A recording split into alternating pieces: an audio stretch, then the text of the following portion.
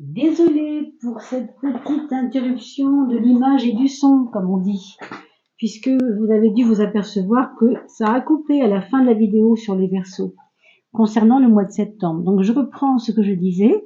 Est-ce qu'on a vraiment besoin de traduire You are profoundly clairvoyante? Non, hein, même si on parle pas anglais, on a l'impression là que tout est dit. Autrement dit, vous avez pas beaucoup confiance dans votre clairvoyance. Vous ne savez peut-être même pas que vous êtes clairvoyant. Vous avez des intuitions qui vous parlent. Vous faites des rêves quelquefois qui vous interrogent. Et vous en faites souvent, me dit-on. Hein. Ce que je veux dire par là, c'est que vous devriez peut-être avoir près de votre lit, pour chaque matin noter ce qui vient, comme ça, dans votre sommeil, de votre sommeil. Notez des petites choses. Si vous avez rêvé d'une bassine, d'un oiseau qui s'envolait, je sais pas, d'une galopade avec un cheval ou des choses comme ça. Tout ce que vous rêvez a du sens. Et on vous dit que vos signes extérieurs sont là pour vous aider à vous soigner également. Ce sont des rêves qui vous soignent très souvent. Mais comme vous ne croyez pas en vous à ce niveau-là, eh bien, vous les prenez un peu à la légère. Mais vous devriez vraiment vous rendre compte que ces rêves sont là pour vous aider et pour vous guérir. Hein.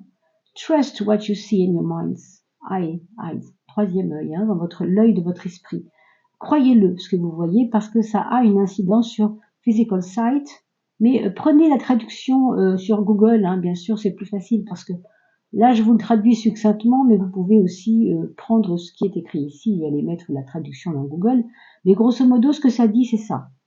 C'est que spirituellement, ces rêves vous aident à aller mieux. Ils vous apprennent des choses et ils vous guident également. Donc, faites confiance à ces rêves, faites confiance à toutes ces signes que vous voyez dans la vie, que ce soit vos rêves ou autre chose d'ailleurs. Hein. Ça a du sens.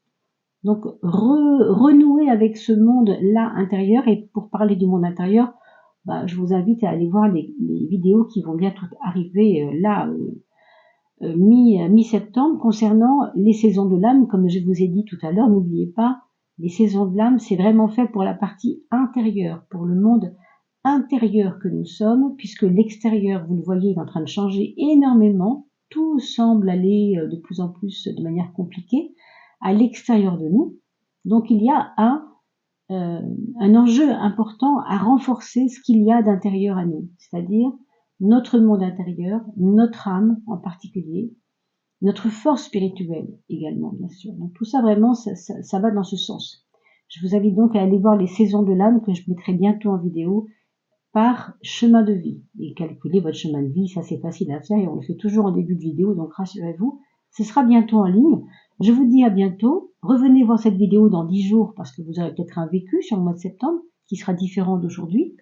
Je vous souhaite le meilleur. Passez une très très belle rentrée 2025. Et puis surtout, portez-vous bien. À bientôt.